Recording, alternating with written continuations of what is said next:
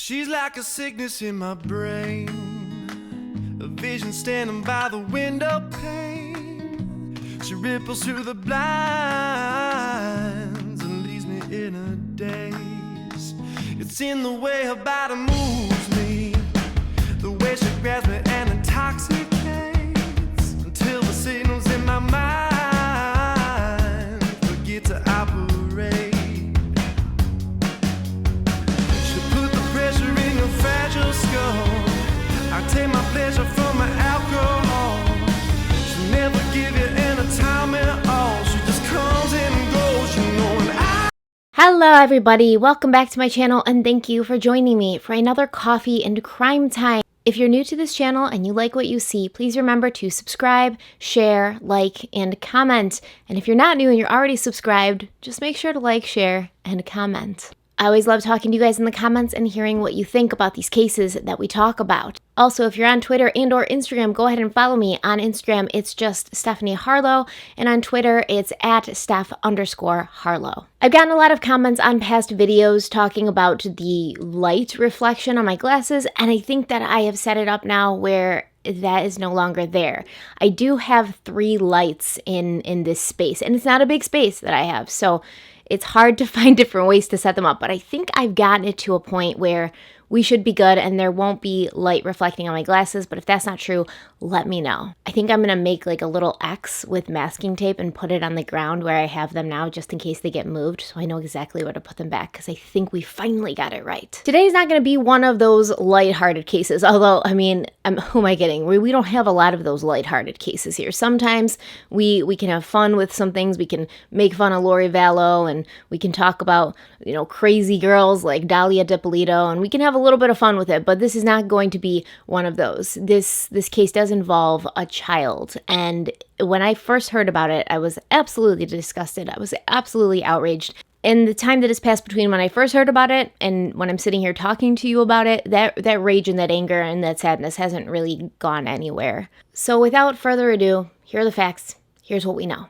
On Thursday, May 23rd, at approximately 8:50 p.m., Miami-Dade Police Department uniform units were dispatched to the area of Southwest 158th Avenue and Southwest 88th Street.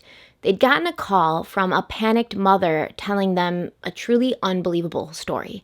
She said she'd been driving westbound on 88th Street when an unknown make and model vehicle sideswiped her car, causing her to crash. She told the police that the driver, who was armed with a knife, got out of his car and approached the driver's side door of her car and demanded that she give him drugs.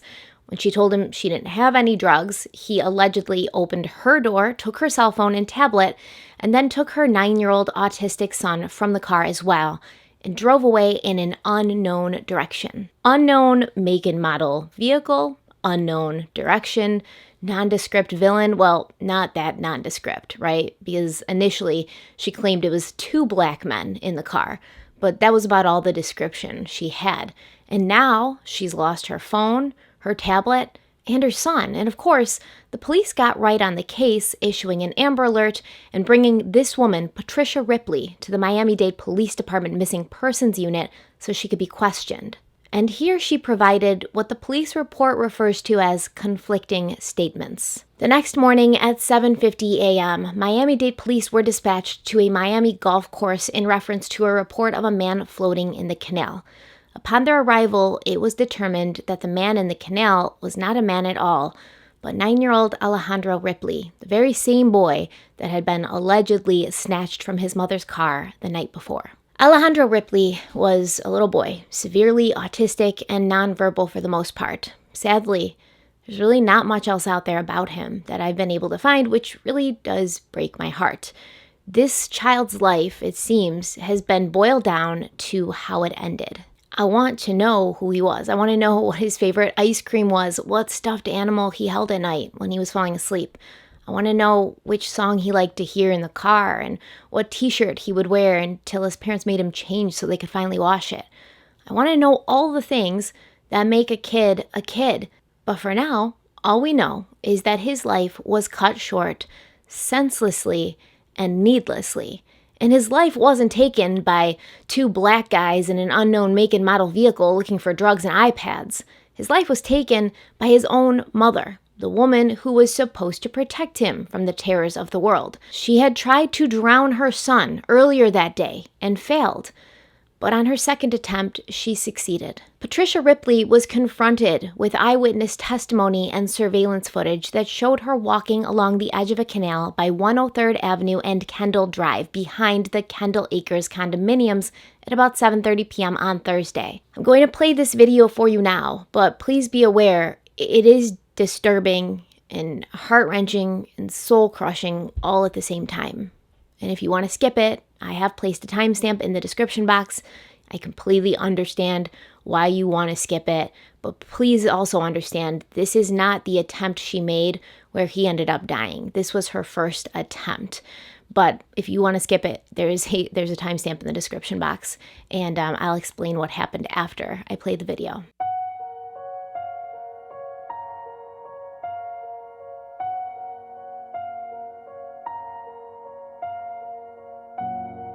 Eyes on the road, look on ahead.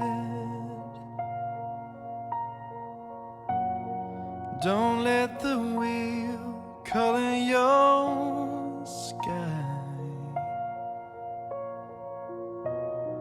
Take on the world that's surrounding you. Paint the red blue if you wanted to. So in this video, you can see Patricia and Alejandro walking along the edge of this canal, and she's sort of pulling him along. At one point, she stops and she turns him towards her. She speaks softly to him, it seems, and strokes his hair before pulling him along again, and seconds later, physically pushing him into the water before running away. This was attempt one of two, and the reason she failed to end his life at that moment was because there were people around who witnessed this. Here's what some of these people had to say. Quote, "We were over here and we overheard some screaming. We were looking over to the canal and we saw the boy's head popping in and out of the water." Another witness who preferred to remain anonymous said, "Kids fall in the canal all the time. We've lived here 25 years. Usually you grab them, yank them out of the water, and away you go. The only odd thing was that she kind of started screaming and called his name and then turned and ran off screaming. He was just sitting there and I tried to speak to him a couple times and he looked at me, and that's when she returned with an older couple. At first I thought they were together because that woman was giving it to her, screaming, 'What are you doing? Why did you leave your kid in there?' Now the witness claims he didn't think anything nefarious was going on, but after finding out that Alejandro was found dead the next morning, he wishes Patricia Ripley had taken her opportunity to change her mind. He said, quote, "That was the sad part. This is your moment to not do that. She had a moment where she tried it and it didn't work. Maybe that's the time to collect yourself and go on a different path." Another witness who was sitting outside that day claims they thought it was very odd because Patricia ran away from her child in the water and only started screaming when she heard another woman screaming from a nearby condo, a woman who had also seen Alejandro fall in the water. That is when Patricia ran for help and returned with a couple who pulled Alejandro out. You can see Patricia here drying him off with a towel, and there's this look of terror on her face almost, which then it would have seemed like fear from her son falling into a canal, right? If I'd been there and I saw this look on her face, I would have thought this woman is truly just shook and terrified. Her son just fell in the canal and almost drowned, and that's where that look is coming from. Now it seems more like desperation at a murder plot gone wrong, and she didn't have second thoughts. She didn't feel relief that her son was alive. Less than an hour later, she tried again at a golf course 10 minutes away from the condominiums, and this time there was no one around to save Alejandro. We don't have surveillance footage from this attempt, thank God. But what we do know is after this happened, after Patricia pushed her son into another canal at a nearby golf course, she drove to a Home Depot and sat in her car for 20 minutes before calling the police. Another piece of evidence the police confronted her with. Once faced with the indisputable facts mounting up against her, Patricia recanted her story about the kidnapping and admitted to having drowned her son, stating that he was now in a better place. From all of this, I keep flashing back to that moment before her first attempt, where she was walking with him, talking to him, tenderly stroking his hair. What was she saying to him? It's haunting me. It haunts me. Was she saying, Mommy loves you, Mommy will always love you, you're going to a better place? Was she saying goodbye? I can only hope that she at least told him that she loved him. The following Saturday, Alejandro's autopsy was completed, and it was reported that head trauma was present on the 9-year-old child. Patricia's lawyer, defense attorney Nelson Rodriguez Varela, insists that the allegations made in the court document do not prove her guilt. He said, quote, "At this point, the contents of the arrest affidavit are merely allegations. Any conclusion about the case is grossly premature." Alejandro's father, Aldo, also made a statement defending his wife, it seemed, saying, quote, "The only thing I'll say is that we love our life, we love Alejandro, and we don't agree with whatever they say about my wife. It's not real." Okay, so the lawyer I get. That's his job, to defend his client, whatever it takes, right? However, I do struggle with Aldo's statement. We don't agree with whatever they say about my wife. It's not real. According to the arrest warrant, Patricia Ripley admitted to throwing her son into 2 different waterways. She also said that it was becoming difficult to care for him as he got older and physically larger. There is video footage and eyewitness testimony from her first attempt. She made up a story about him getting kidnapped. What about any of this is not real? And you know me, I like to reserve judgment until more details emerge. But in this case, really, what else do we need to know? I have no doubt that caring for a special needs child is incredibly challenging, more so during a pandemic when maybe resources normally available would be put on hold. I understand that he was nonverbal, and it was most likely difficult to communicate with him. What I will never understand is a parent who feels their child is better off dead than alive. What I will never accept is the belief that ending the life of your or any child is the only option. And I don't understand how anyone, especially this child's own father, can tell me it's not real when I see with my own eyes that it is real, when she made a statement to the police admitting to it. Alejandro may have been nonverbal, but you can see in this video that he was able to learn, to grow, to laugh, to play, have fun. He was able to enjoy his life. Another parent from the center said that he was happy, sweet, and he meant the world to his parents. Blue, where's Blue? Good job. Super. Where is Good job. Okay, yeah. Green? Good job. Ale, where's yellow? Good job, buddy. Am I sitting here in front of you and telling you that Patricia and Aldo Ripley did not love their son, Alejandro? Of course not. I have no idea what was in their hearts. It's impossible to know what is in somebody else's heart. The best way to determine how somebody feels is to watch their actions. From these actions, I find it very difficult to swallow this whole idea or picture or narrative of this happy family who loved their life, loved their son, and there was no issues. There was clearly issues, and it's okay that there were issues. Every family has issues, especially during quarantine. I mean, we've all been stuck together for months, and it's completely out of the ordinary from what our lives have been like in the past. You can love spending time with your family, but at the same time, there's an escape sometimes if you need it. There's a job you can go to, or you can go to the gym and run on the treadmill, or you can go to Starbucks and sit there and have a coffee for 30 minutes in peace and quiet. The kids can go to school when they're sick of their parents and play with their friends. What we've all been facing as a world these last couple of months is incredibly difficult. And I don't even have kids with special needs. And I have found myself struggling often, many times these past couple of months. So I can't imagine, and I really truly mean this when I say I can't imagine how hard it would be to be stuck in the house with a child that has special needs and you don't have their traditional therapy or classes where people are trained to help your kid. I really can't imagine how difficult it is. There's no way I could ever put myself in the position of Patricia or Aldo Ripley. However, I do know, and I can say 100% with certainty, no matter how hard it was, this wouldn't have been my solution. Ever. And I can say that. I can't say how hard it was for them, but I can say no matter how hard it was, this isn't it. This would never be what I would do. the thought would never have even crossed my mind. Many of my subscribers, people who watch this channel, have children. And over our time together, since, I've started doing these videos, I've come to know you guys, just even from your comments, and you tell me about your kids, and I've come to know you and your families, your children. Some of you out there have special needs children. I see it in the comments. I see you struggle. I see how hard it's been, but I see how much you love, how you would go to the literal end of the world to do anything for your child. So I'm sorry if this is an unpopular opinion. I'm sorry if this makes me sound judgmental, but I don't see any reason or justification for Patricia Ripley that her lawyer or her husband could pull out of their asses to make this justified or make it seem right or make it even forgivable or worthy of sympathy. A death is a death. Killing someone is killing someone. Whatever your reasons were behind it, whatever you think you had that justified you doing it, it's always wrong. And I'm literally just sitting here in front of this camera and my analytical brain is trying to go over the options for the legal defense. What could they possibly say?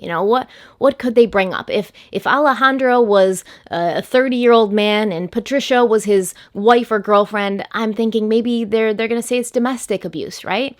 But Alejandro was 9. He was a child. He was innocent. He was born with challenges, and he was working to overcome them. And although personally I don't have any children that have special needs, I have worked with children that have special needs. I have family members who have special needs. Somebody very close to me, actually, who is on the spectrum and now is in his 30s, and he's doing great. He's happy, and he has friends, and he has hobbies, and he finds joy in life. It's just... Now let's talk about the autopsy for a second. Not much was released besides the fact that he did drown and he had head trauma present. So let's ask ourselves about this head trauma. What could it mean? Could it mean that Alejandro was being abused even before his mother threw him into a canal? Could the head trauma suggest that she had knocked him out, possibly, before throwing him in the water the second time she tried, maybe learning from the first time that if he was conscious, he might bring, people there who would help him? It's a good question, and, it's obviously not clear right now because there would be a way for the coroner to be able to tell whether that head trauma was new or old and had existed, before that day. But we don't know yet. Either way, obviously, in either scenario, it's bad. Could the head trauma be from something else? Maybe he hit his head on something while he was trying to keep himself afloat. I highly doubt that, but that's just my opinion. I think this does speak to a larger issue, however. This quarantine thing has been tough for all of us, obviously, and we're just trying to do our best. But there are obviously people who it is harder for. Women and men who are in abusive relationships, children who have abusive parents and can't go to school and report the abuse any longer. Keeping everyone inside the way that we have done and keeping everybody isolated and socially distanced, while understandable to prevent a spread of the pandemic, what it's also doing is locking victims in a house with their abusers, with no way to get help, with no other people around who they can talk to and tell what's happening. And I saw a couple people asking, after all of this happened with Alejandro, why didn't he just tell the people who rescued him the first time that his mother had pushed him in? Well, remember, Alejandro was nonverbal. He was learning, he was getting better, but for the most part, he was nonverbal. As much as he would have wanted to tell them what happened, he couldn't have. He was literally voiceless. And that's how I feel all of these other people, victims of abuse, are feeling right now. They feel like they don't have a voice, and they feel like they want to tell what's happening. They want to say what's going on, but they can't. So when we first went into quarantine, right, we were told it was going to be 2 weeks, and then it turned into 2 months, and now in some places it's still ongoing. And as much as I think that would have been fine for 2 weeks, when the quarantine and the social distancing and the isolation went on longer, there should have been something in place to help the people who needed help, to offer resources in any way possible. because you have a lot of kids like Alejandro now who have been going to special schools and have been receiving special help that furthers their development. But when they don't have that all of a sudden, not only is it a complete shock to their system because they are used to their routine, but now they're at home with parents who might have good intentions and might do their best, but certainly aren't as adept at helping with his issues and helping him further his development as those who are trained to do so. So there should have been something put in place, even if it was like FaceTiming or Zoom calls, or even if it was, bringing the teacher to each of these kids' houses and talking to them through the window just to make sure that they still knew they had people there who were helping and wanted to help and people who were there for them. And in places where we're still locked down, like here in New York, we're still pretty much in a social distancing mode and we're not really allowed to go anywhere and things really still aren't even opening, although phase 2 is supposed to be happening this coming week. I think that if that's not happening in those areas, then it needs to be. Because so often when things like this happen in the world, the people we should be paying the most attention to, the children, people with special needs, people who need help and love and kindness and care, they're often pushed to the side and forgotten about. So Patricia Ripley is being charged with the death of her son, and she's going to go to trial where apparently her lawyer is going to reveal some earth-shattering things which will make us all say, oh, we get it now. So we'll wait for that. I can't get over Aldo defending his wife and saying it's not real. I understand your loyalties are probably ripped in half right now. I can't even imagine being in that situation where my husband, who I love, hurts my son, who I love, and now I have to pick sides, but I would have no problem picking a side, and it's going to be my child who's no longer with me. And I'd even understand saying, I don't understand how this happened. Patricia was a good mother. She's a good wife. She loved Alejandro, but he's not saying that. He's saying, it's not real. What they're saying, it's not real. And I haven't really heard him say anything about his son, and he was crying in court, and when I saw the video I was devastated. I was like, oh my god, this poor man, how horrible is this? How horrible is he feeling right now to have lost his son and now know that his wife's most likely going to prison for the rest of her life? How scary it is that your life can change like that overnight and then you could lose 2 people you love. But I really haven't heard him talk out and say anything about Alejandro, who he was, how much he meant to him, just that it's not real. So at this point, I can't even feel bad for Aldo until I hear him condemn the actions of his wife. And it does make me wonder how much he did know about all of this. I mean, he was living in the same house with them. He would have known that Alejandro was becoming more aggressive, allegedly, according to Patricia. He was getting bigger and more physically strong, and she had problems, taking care of him and keeping him in check. He would have known that. It's her husband. She would have vented to him. Even if he wasn't there and present for all of the incidences, I'm sure she would have vented to him how frustrated she was, how hard it was becoming.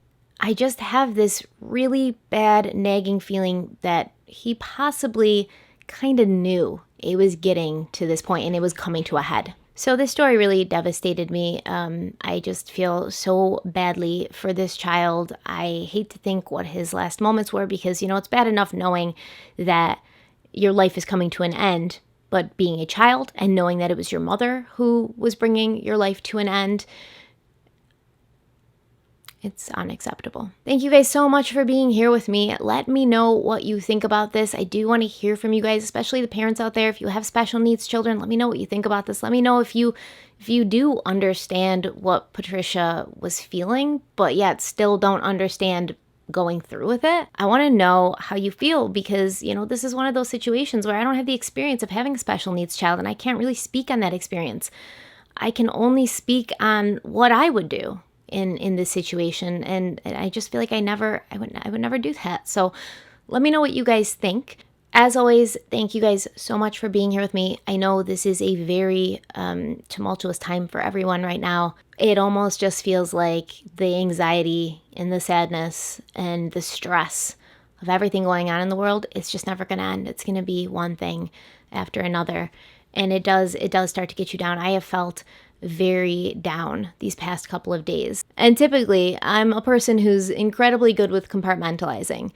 but I can't pull myself out of it. And the way I'm trying to kind of distract myself is by continuing with business as usual, talking about these true crime cases, and hopefully distract you guys. Because right now, I feel powerless, I feel hopeless, and I'm sure that there are many of you out there feeling that way too, and it's okay to feel that way. But if I can offer you 30 minutes of a reprieve from that, if I can offer you 30 minutes of a break for your brain, then that is what I want to do. Thank you guys so much for being here. Thank you always to my Patreons who really keep me going in more ways than one, not just with their contributions, but with their support and their kind words and their funny senses of humor and their feedback on my videos. Because as you guys know, or if you didn't know, my patrons do get early access to videos. And that's why sometimes I'll post a video and then people will be in the comments like, why are these comments from 2 days ago? Because I record the video, edit it, post it unlisted on YouTube, give it to my Patreons to watch for a few days, and then I post it for everyone else. So it's honestly really good for me too, because I get feedback on the video before I post it, and they're always honest with me and upfront. And if I said something stupid or I did something stupid,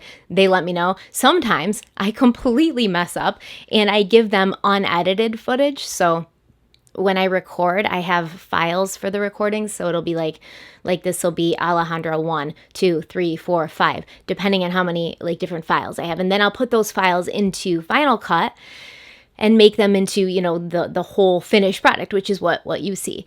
But sometimes when I export the movie, I export the actual finished product more than once. So I'll do it like one, two, three. I'll do it like 3 or 4 times sometimes, just to have those extra copies there in case I need to edit or do something else.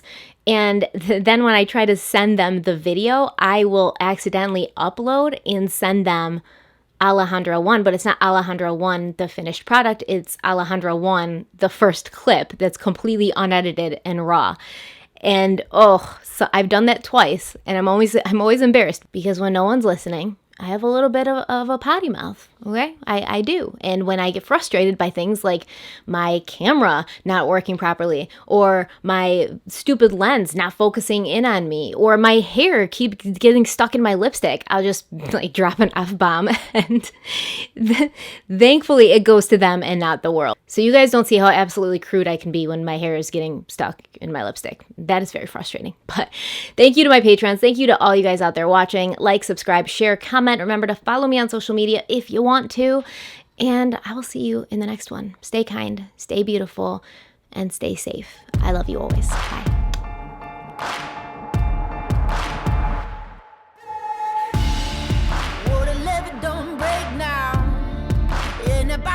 Straight down, and that river runs deep.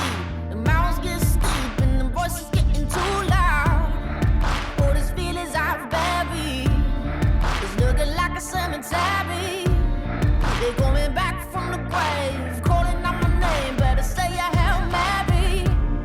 Well, you don't know how deep it goes until it's getting you slowly.